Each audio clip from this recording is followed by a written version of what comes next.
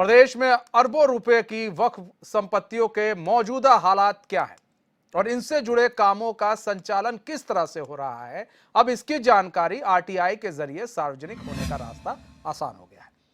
बता दें कि उत्तराखंड में विश्व प्रसिद्ध पिरान कलियर शरीफ दरगाह के साथ ही प्रदेश की अरबों रुपए की 2000 से अधिक वक्फ बोर्ड संपत्तियों के बारे में भी सूचना देनी होगी। अब ये सभी संपत्तियां सूचना के अधिकार नियम 2005 के दायरे में आएंगी।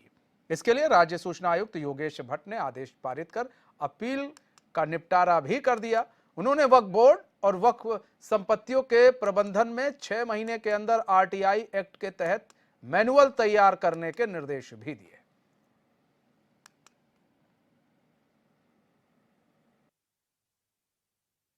सूचना आयोग द्वारा एक आदेश पारित किया गया है जिसमें ये कहा गया है कि वक्फ की तमाम संपत्तियों को आरटीआई के दायरे में लाया जाएगा। एक स्वागत योग्य कदम है और मुझे लगता है कि हम 0% टॉलरेंस ऑन करप्शन की सरकार युवा मुख्यमंत्री पुष्कर सिंह धामी जी के नेतृत्व में चला रहे हैं, तो वो ट्रांसपेरेंसी दिखनी भी चाहिए।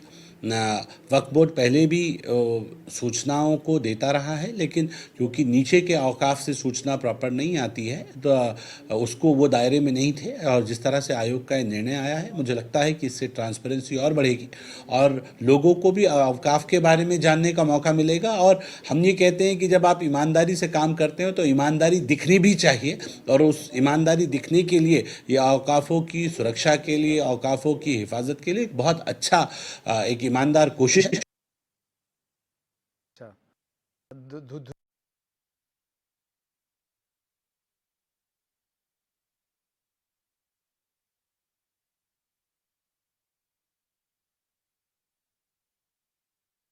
सूचना के अधिकार अधिनियम 2005 के तहत वक्फ बोर्ड जो है, अब आरटीआई के द्वारा जो है, अब उनको देना पड़ेगा भाई कि अगर कोई आरटीआई लगाता है और कुछ सूचना मांगता है तो वो अब वक्फ बोर्ड को देना होगा।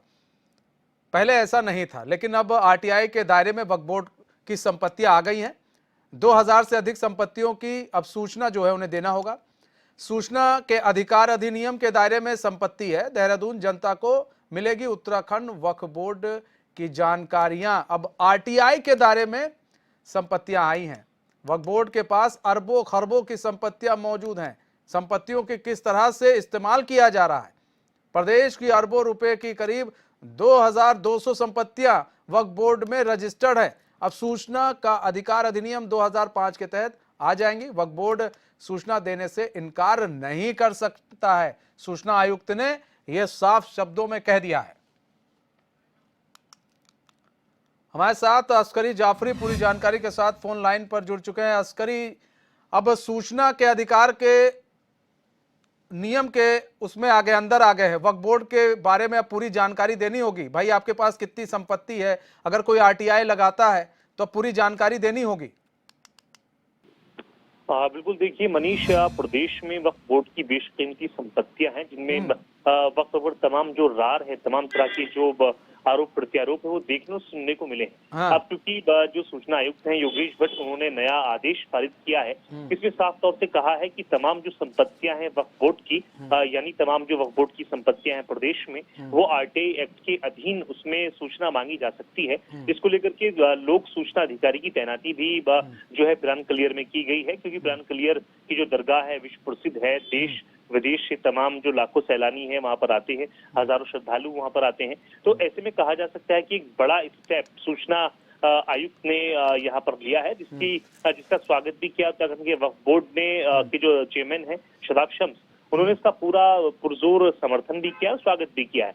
जाहिर है सूचना के अधिकार के तहत अगर ये तमाम जानकारियां जो वक्फ की संपत्तियां हैं, हालांकि वक्फ की संपत्तियों पर वक्फ का नियंत्रण जरूर है, लेकिन ऐसे में अगर कोई व्यक्ति जो भारत का नागरिक है अगर आरटीआई के तहत जानकारी मांगेगा तो उसको जानकारी मुहैया नहीं होती थी पहले। ऐसे में लोक सूचना अधिकारियों की जो नियुक्तियां हैं वो भी होने वाली है। जिस तरह से पिरान कलियर में लोक सूचना अधिकारी की तैनाती की गई है, जो साफ दर्शा रहा है कि तमाम जो पारदर्शिता है वक्फ बोर्ड की संपत्तियों को लेकर वो आएगी, क्योंकि धामी सरकार लगातार जीरो टॉलरेंस के साथ काम करे और कोशिश है कि पूरी पारदर्शिता के साथ काम हो। और ये हक भी बनता है वक्फ बोर्ड का कि तमाम जो संपत्तियां जिन पर अवैध कब्जे हैं, क्योंकि लगातार जिस तरह से वक्फ बोर्ड के चेयरमैन है शदाब शम्स, वो जब से बने हैं चेयरमैन, उनकी कोशिश भी इस तरह की है कि पूरी पारदर्शिता और ट्रांसपेरेंसी रहे और इसके लिए वक्त वक्त पर तमाम जो इंस्पेक्शन हैं वो भी होते हैं। तो कहीं ना कहीं एक बड़ा स्टेप जो है सूचना आयोग ने इसमें लिया है। सूचना आयुक्त ने साफ साफ आदेश पारित किया है कि सूचना के अधिकार अधिनियम 2005 के तहत सूचनाएं मांगी जा सकती हैं, यानी जानकारियां मांगी जा सकती है। किसी भी व्यक्ति को कोई संशय होता है, किसी भी संपत्ति पर, ये वक्त की संपत्ति में कोई अवैध कब्जाधारी है, उसको लेकर के आरटीआई लगा सकता है, तमाम जानकारियां मांगी जा सकती है।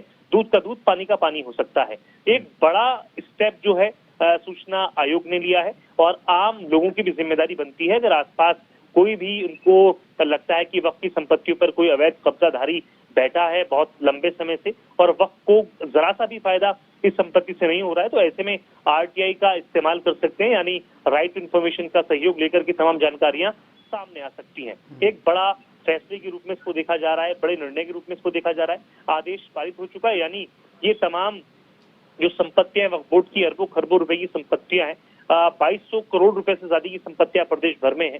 तो ऐसे में कहा जा सकता है तमाम जो हमारे प्रदेश में चूंकि मदरसे भी तमाम ऐसे हैं, 417 मदरसे हैं जो वक्फ बोर्ड के अधीन है, तो एक तरह से ट्रांसपेरेंसी आएगी और क्या कुछ चल रहा है वक्फ बोर्ड की संपत्तियों के साथ, क्या कुछ हो रहा है, कहीं कोई संपत्ति खुर्द-बुर्द तो नहीं हो रही है, तमाम जानकारियां सामने आ पाएंगी, पारदर्शिता पूरी रहेगी। तो ऐसे में एक बड़ा रोल प्ले होगा खासतौर से वक्त की संपत्तियों के लिए, क्योंकि आरटीआई का सहारा लेकर के, यानी आरटीआई का पूरा भरपूर सदुपयोग करके तमाम जो आम नागरिक हैं वो आरटीआई लगा सकते हैं। एक बड़ा स्टेप के रूप में इसको देखा जा रहा है। मनीष, अच्छा, एक चीज और भी है अस्करी, यहाँ पर अरबों खरबों की संपत्तियां हैं, समझा जा सकता है, करोड़ों नहीं अरबों खरबों की संपत्तियां हैं। ऐसे में पहले ये पता नहीं होती थी कि अरबों खरबों की संपत्तियां ये इन्होंने अर्जित कहां से की। ठीक है, आप कह रहे ये संपत्ति है वो संपत्ति, अब तो आरटीआई के तहत ये भी जानकारी मिल जाएगी कि भाई ये बताइए आपकी संपत्ति कहां कहां है और ये संपत्ति आपने अर्जित कैसे की है। देखिए, वक्फ बोर्ड की जो संपत्तियां होती हैं वो वक्फ बोर्ड के अधीन होती हैं मनीष, और बहुत लंबे समय से प्रदेश में इस तरह की तमाम संपत्तियां हैं जो वक्फ बोर्ड के नियंत्रण में है। सवाल यहाँ पर ये है, वक्फ बोर्ड के नियंत्रण में पहले तमाम जो प्रॉपर्टीज थी जो अभी तक थी उनके वो आरटीआई के दायरे में नहीं आते थे। अब आरटीआई के दायरे में तमाम संपत्तियां आ चुकी, यानी पारदर्शिता बढ़ चुकी है और जो भी जिस तरह की गड़बड़ झाले वक्फ बोर्ड की संपत्तियों के साथ तमाम जो लोग हैं वो पूर्व में कर चुके हैं, तमाम कब्जाधारी उसका फायदा उठा चुके हैं। अस्करी बने रही हमारे साथ, शादाब शम्स से जुड़ चुके हैं, अध्यक्ष हैं उत्तराखंड के वक्फ बोर्ड के। शादाब शम्स जी, स्वागत है एचएनएन में आपका। शादाब शम्स जी, एक बड़ा जो है निर्णय लिया गया है, सूचना आयुक्त ने लिया है कि भाई अब आरटीआई के तहत जो है वक्फ बोर्ड आएगा और अरबों खरबों की जो संपत्ति अगर कोई भी सूचना के दायरे में रहकर अगर कोई भी मांगना चाहता है, उनसे सूचना मांगना चाहता है, तो वो अब दी जाएगी। किस तरह से सर देख रहे हैं? बहुत स्वागत योग्य कदम है और जिस तरह से हमारे सूचना आयुक्त जी ने एक आदेश पारित किया है, हम उसका इस्तकबाल करते हैं। और ये 0% टॉलरेंस ऑन करप्शन की सरकार युवा मुख्यमंत्री पुष्कर सिंह धामी जी के नेतृत्व में चल रही है, तो मुझे लगता है कि ईमानदारी दिखनी भी चाहिए और सभी विभागों को इस लाइन से आगे आना चाहिए।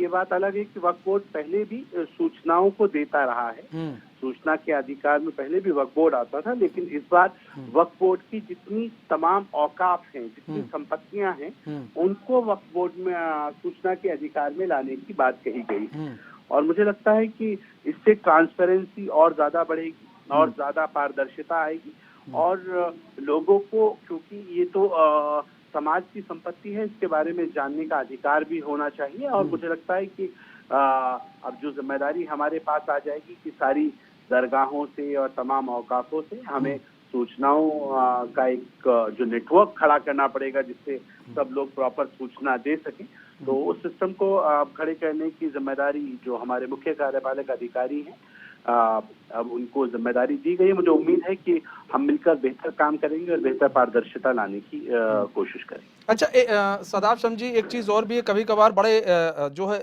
आरोप लगते हैं संपत्तियों को लेकर कि भाई जो जमीन है वक्फ बोर्ड अगर कह दे कि ये जमीन हमारी है तो आप ज्यादा कुछ कर भी नहीं सकते, तो ऐसे में क्या इस पर भी निगहबानी आप लोग कर रहे हैं कि जो जितनी जमीनें हैं और उसकी जांच की जाएगी कि भाई ये जमीन वास्तव में वक्फ बोर्ड की ही है या फिर कब्जा तो नहीं की गई है? देखिए, कई बार इस तरह का एक वातावरण बन जाता है कि वक्फ बोर्ड किसी संपत्ति को अपनी कह दे तो वो वक्फ बोर्ड की हो जाती है। मुझे लगता है ये झूठ है। ऐसा कभी हो नहीं सकता है कि वक्फ बोर्ड किसी संपत्ति को अपनी कह दे और वो वक्फ बोर्ड की हो जाएगी। ये कई सारे जो माफिया होते हैं वक्त में जुड़े हुए, ये उनका इस तरह के बहाने लेके वो वक्त की संपत्तियों को हथियाने का काम करते हैं। मैं ये कहता हूँ कि अगर कहीं किसी से चूक भी हो जाए तो ईमानदारी के साथ अगर किसी की जमीन आ गई है तो उसकी जमीन उसको मिलनी चाहिए। और हमारे युवा मुख्यमंत्री पुष्कर सिंह धामी जी ने एक वाक्य वक्फ बोर्ड के लिए कहा है और उसे हमने अपना ध्येय वाक्य बनाया है, सही को छेड़ना नहीं है और गलत को छोड़ना नहीं है। अगर किसी व्यक्ति के साथ, इंडिविजुअल के साथ कोई गड़बड़ हुई है कि उसकी जमीन को वक्फ बोर्ड में कहीं बेवजह बिना उसकी जानकारी के दर्ज कर लिया गया तो उस जमीन वापस चली जाएगी, उसमें कोई इशू नहीं है। कहीं भी ऐसा विषय आता है तो तुरंत वापस जाती है। लेकिन अगर कहीं वक्फनामा मौजूद है, अगर कहीं गिफ्ट डीड हुई है तो फिर उस संपत्ति में अगर लोग इस तरह की बातें बताते हैं वो केवल और केवल उस जमीन को कब्जाने की नियत रखते हैं और इसलिए इस तरह की बातों का सहारा लेकर वो भी वक्त की संपत्तियों को हथियाने की कोशिश करते हैं। इसमें कोई शक नहीं है कि वक्त में बड़ी लूट हुई है। वक्त की करोड़ रुपए की संपत्तियों को खुर्द-बुर्द किया गया है। गलियर के अंदर लगभग 1,000 बीघा से ज्यादा की जमीन वक्त थी। आज वहाँ दरगाह के अलावा कुछ बचा नहीं है, सारी जमीनें खुर्द-बुर्द कर दी गई हैं। बड़े बड़े फार्म हाउस वक्त की जमीनों पे बने हुए हैं और कांग्रेस के बड़े बड़े नेता, पूर्व सांसद, पूर्व बड़े नेता ऐसे हैं जिनके खिलाफ हमने मुकदमे किए हैं, लेकिन वो जमीनों को हत्याए हुए बैठे। तो ये अपने आप में बताता है कि वक्त में बड़ी लूट हुई है और इसमें पारदर्शिता, इस तरह की जो सूचना के अधिकार के माध्यम से लोगों को इसकी जानकारी मिले, इसके लिए पारदर्शिता लाना बहुत आवश्यक है। मुझे लगता है कि इसके आने से जो भ्रष्टाचार है इस पर लगाम अवश्य लगेगी और हम लोग मिलकर कुछ बेहतर कर पाएंगे। शताब जी बने रहे हमारे साथ। सूर्यकांत धस्माना जुड़ चुके हैं, कांग्रेस के वरिष्ठ लीडर हैं। सूर्यकांत धस्माना जी, स्वागत है चैनल में आपका। सूर्यकांत धस्माना जी, एक आरटीआई के तहत अब जो है वक्फ बोर्ड को लाया गया है। अब जितनी भी जो वक्फ बोर्ड की जमीनें हैं आप आरटीआई के तहत अब जान सकते हैं, क्योंकि कई बार ऐसे आरोप लगते हैं। लेकिन उन्हीं आरोपों को देखते हुए सूचना आयुक्त ने एक बड़ा फैसला लिया। किस तरह से सर आप देखते हैं? देश के अंदर जो भी चीजें सूचना के अधिकार में आ सकती है उनको आने में क्या आपत्ति है।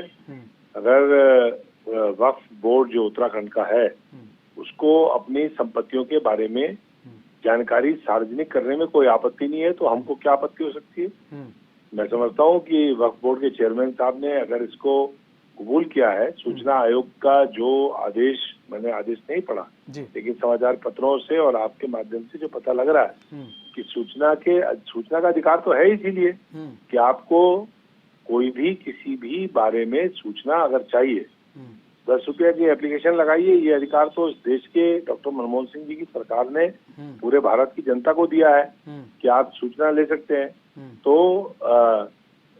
अगर सूचना आयोग कोई इस प्रकार का आदेश कर रहा है कि वक्फ बोर्ड से जुड़ी हुई संपत्तियों की सूचना सार्वजनिक होनी चाहिए और सूचना के अधिकार में आना चाहिए, तो उसमें बहस की कहाँ गुंजाइश है।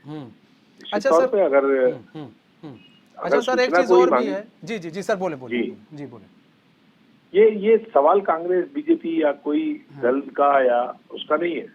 ये सवाल है कि एक संवैधानिक संस्था है, बोर्ड भी एक कॉन्स्टिट्यूशनली ऑर्गेनाइज एक गठित एक संस्था है और उसका अपना अधिकार क्षेत्र है। उसकी सूचनाएं अगर सूचना के अधिकार में आती है तो उसमें मैं नहीं समझता कोई बहस की गुंजाइश। बड़ी अच्छी बात आपने सूर्यकांत धस्माना जी कही, मतलब आप लोग भी साथ में। अच्छा, एक चीज और भी है सूर्यकांत धस्माना जी, देखिए काफी एलिगेंस लगते हैं, आरोप लगते हैं कि वक्फ बोर्ड जो है अरबों खरबों की संपत्ति, करोड़ों नहीं अरबों खरबों की संपत्ति वक्फ बोर्ड के पास कहां से आई। इसके कई बार आरोप लगे हैं वक्फ बोर्ड पर। ऐसे में आपको नहीं लगता है कि ये जब इस तरह का सूचना के अधिकार के नियम में आ जाएंगे तो काफी चीजें जो है वो साफ हो जाएंगी? भाई, आरोप लगाने वाले कौन लोग हैं? वक्फ बोर्ड, पहले तो वक्फ को समझना चाहिए कि वक्फ का मतलब क्या होता है।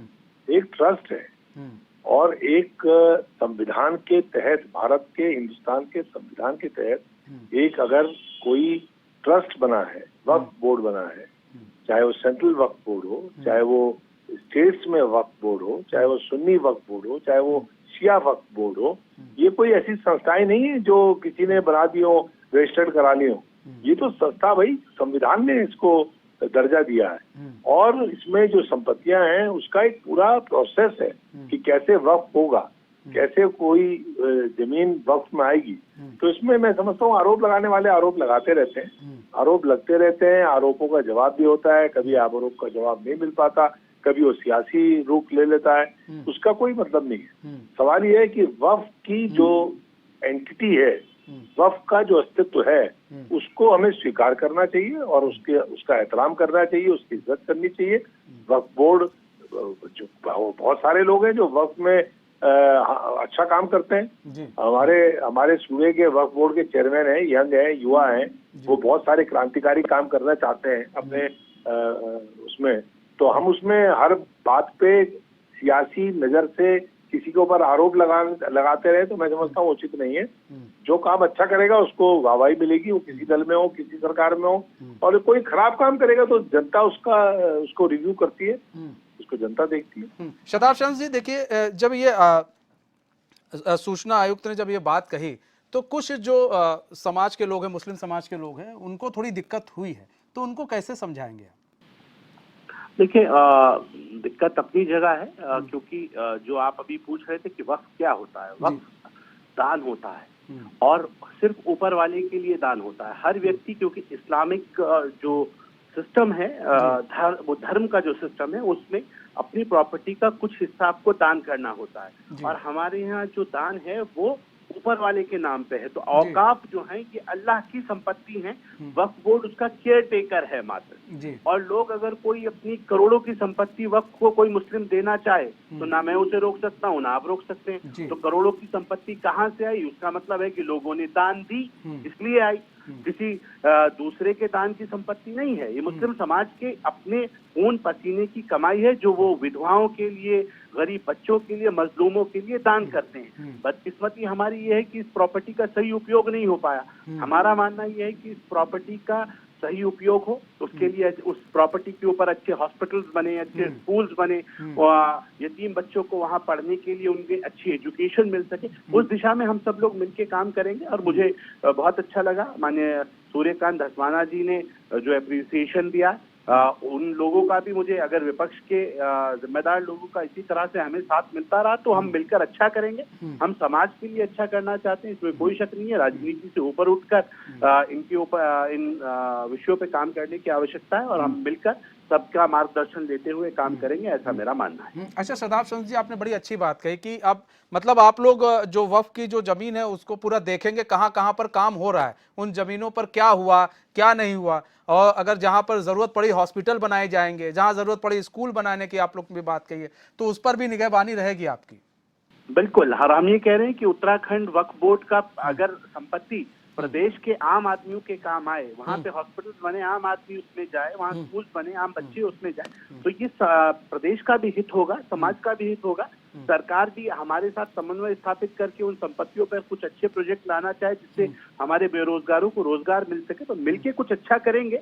हमारी नियत प्रदेश, देश के साथ साथ समाज को आगे बढ़ाना है, मुख्य धारा में जोड़ना है, मिलकर अच्छा काम करेंगे। मुझे लगता है कि सब अच्छा होगा।